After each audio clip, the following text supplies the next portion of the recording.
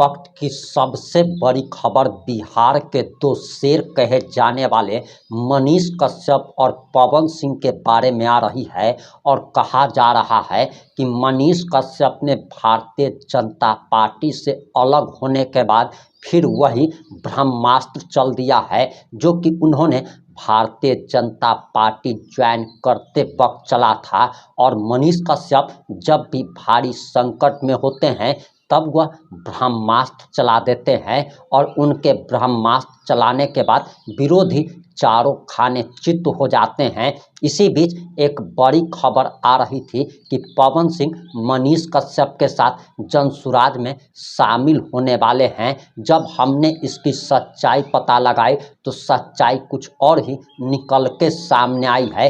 क्या पवन सिंह जनसुराज में शामिल होने वाले हैं? इस बात का भी जवाब हम आपको इस रिपोर्ट में देने जा रहे हैं। और सबसे बड़ी बात कि आखिर मनीष कश्यप ने क्या ब्रह्मास्त्र चल दिया है, मनीष कश्यप के पास ऐसा क्या ब्रह्मास्त्र है, उसका नाम क्या है, ये तमाम बातें इस 3 से 5 मिनट की रिपोर्ट में हम आपको बताने जा रहे हैं। नमस्कार, मैं प्रिंस कुमार सिंह और आप लोग मुझे नए चैनल पर देख रहे हैं। इस चैनल को भी आप लोग सब्सक्राइब जरूर कर लीजिएगा।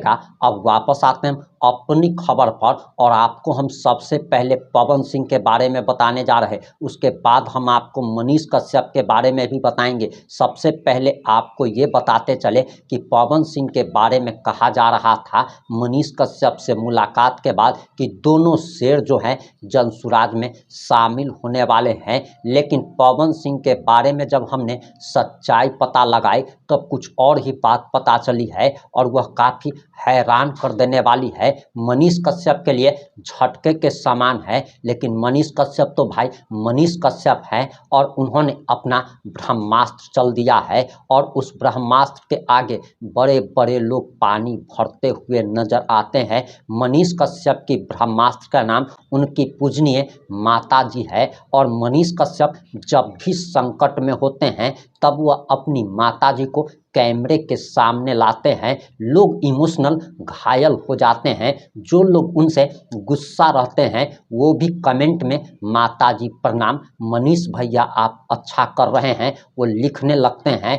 और मनीष कश्यप ने एक बार फिर से अपनी माताजी के साथ वीडियो बनाया है। और मनीष कश्यप इतने तेज तर्रार इंसान है कि वो अपने ऊपर कभी भी कोई ब्लेम नहीं लेते। जब उन्होंने भारतीय जनता पार्टी ज्वाइन किया था तब भी उन्होंने कहा था कि माताजी के आदेश पर उन्होंने भारतीय जनता पार्टी ज्वाइन की है, उनकी कोई गलती नहीं है। और भारतीय जनता पार्टी छोड़ने के बाद और जनसुराज में शामिल होने से पहले उन्होंने माताजी को फिर से आगे लाया है और माताजी के ही मुंह से कहलवाया है, क्योंकि माताजी को तो कोई कुछ बोल ही नहीं सकता। और माताजी ने भी आदेश दे दिया है कि जाओ बच्चे, तुम अपनी मनोकामना को पूर्ण करो, क्योंकि तुम्हारे बचपन का सपना था सीएम बनने का, विधायक बनने का, सांसद बनने का।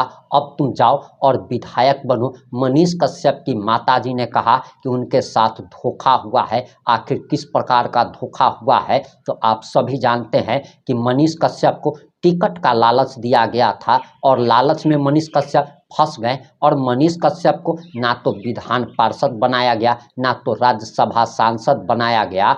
और इसी को लेकर वे साफ तौर पर कह रहे हैं कि उनकी माताजी के साथ धोखा किया गया है। यानी कि अगर आपको कोई किसी प्रकार का लालच देता है या आपकी बात नहीं मानता है तो उसे आप धोखा कह सकते हैं। और ये जो है सो साफ तौर पर मनीष कश्यप जी ने कह दिया है। मनीष कश्यप जी की पूजनीय माताजी ने उन्हें क्या आदेश दे दिया है अब आपको हम बताते हैं। और जो बात हम बताने जा रहे हैं ये 99% लोगों के गले से नहीं उतरेगी, क्योंकि वो अज्ञानी लोग होंगे। मनीष कश्यप एक महत्वाकांक्षी व्यक्ति हैं, इसमें कोई डाउट की बात नहीं है, कोई शक की बात नहीं है। मनीष कश्यप में सबसे अच्छी बात यह है कि वे गरीबों के लिए आवाज़ उठाते हैं, जिनके साथ जुल्म होता है उसके लिए आवाज़ उठाते हैं। ये मनीष कश्यप की मजबूती है और इसके लिए हम भी उनके प्रशंसक हैं, उनको सपोर्ट करते हैं। लेकिन मनीष कश्यप की एक कमी भी है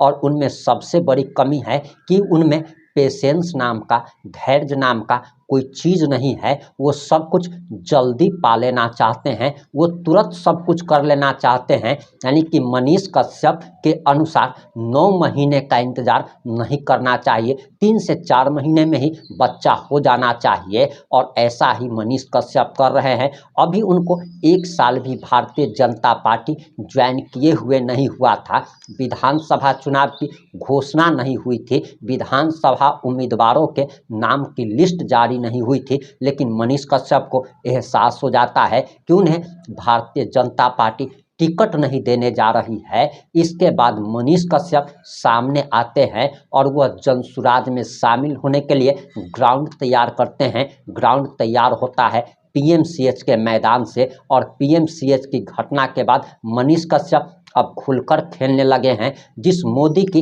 बीजेपी की वो तारीफ कर रहे थे, वो टिकट ना मिलने के बाद वही बीजेपी और मोदी मात्र 2 दिन में खराब हो जाती है और आने वाले समय में ऐसा भी हो सकता है। आप देखिएगा कि मनीष कश्यप कभी तेजस्वी यादव जिसका विरोध किया करते थे, जिनके नाम पर वे चमके थे, उस तेजस्वी यादव की भी पार्टी में जा सकते हैं और उनके अंधभक्त तो साफ तौर पर कहेंगे कि मनीष भैया जिंदाबाद। मनीष भैया ने बिहार को बदलने के लिए अगर तेजस्वी यादव से भी हाथ मिला लिया तो कोई दिक्कत की बात नहीं है।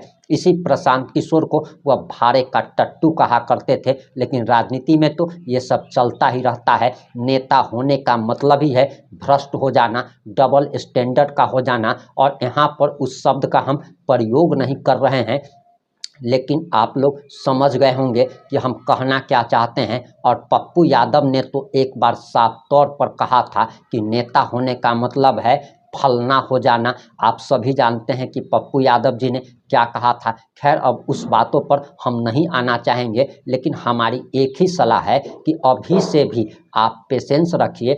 आप अगर जनसुराज में भी जा रहे हैं और जनसुराज में अगर किसी प्रकार की कोई दिक्कत हो तो आप, ऐसा नहीं है कि आप इस पार्टी से भी रिजाइन देके चले आइएगा। मैं आपको बताता चलूँ कि मेरे पिताजी ने कहा था, मुझे एक आदत थी, मेरे में भी पेशेंस नहीं था। जब मैं नौकरी कर रहा था तो मैं नौकरी बार बार बदल रहा था। उसके बाद मेरे पिताजी ने मुझे समझाया था कि अगर तुम 10 जगह 15-15 फीट या 50-50 फीट अगर गड्ढा खोदोगे तो तुम्हें पानी नहीं मिलेगा, लेकिन अगर एक ही जगह अगर तुम 200 फीट 300 फीट गड्ढा अगर खोद दोगे तो तुम्हें पानी मिल जाएगा। वही बात मैं मनीष कश्यप को समझाने आया हूँ कि मनीष कश्यप जी, आपके पास पैसा हो गया लेकिन बुद्धि नाम का आपके पास कोई चीज़ नहीं है, और वो इसीलिए क्योंकि पेशेंस नहीं है, आप सब कुछ जल्दीबाजी में पा लेना चाहते हैं। आपको पता होना चाहिए कि समय से पहले किसी भी इंसान को कुछ भी नहीं मिलता है। अभी आपका समय नहीं आया है, आपको हड़बड़ाना नहीं चाहिए। और खैर, आपने ब्रह्मास्त्र का प्रयोग तो कर ही दिया है। वैसे मैं पवन सिंह जी की भी बात कर रहा था। आपको बताता चलूं कि मनीष कश्यप की मुलाकात होती है। मनीष कश्यप जनसुराज में शामिल होने के लिए पवन सिंह से आग्रह करते हैं, लेकिन पवन सिंह ने इस बात को ठुकरा दिया है। पवन सिंह बीजेपी के अलावा कहीं उनका मन नहीं लगने वाला है। बीजेपी की उनसे बात भी चल रही है। पवन सिंह की डिमांड कुछ ज़्यादा है, जिसके कारण बीजेपी ना हाँ कह रही है ना कह रही है। इसी के साथ ही साथ बीजेपी को एक और बात का डर है। जिस तरीके से उपेंद्र कुशवाहा की हार के बाद कुशवाहा समाज नाराज है बीजेपी से, और कहा जा रहा कि पवन सिंह को सामने रखकर बीजेपी ने उपेंद्र कुशवाहा को चुनाव हरवा दिया।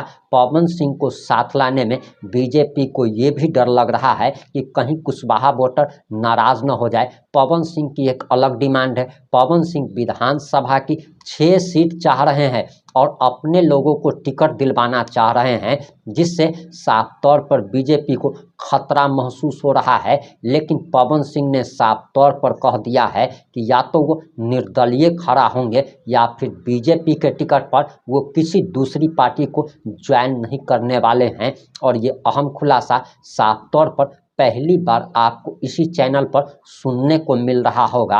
और हमारे बात तो खैर बहुत सारे चैनल इस खबर को जरूर चलाएंगे। इस वीडियो को ज़्यादा से ज़्यादा शेयर जरूर कीजिएगा। अपनी प्रतिक्रिया सभ्य भाषा में जरूर दीजिएगा। जुड़े रहें हमारे साथ। जय हिंद, जय भारत।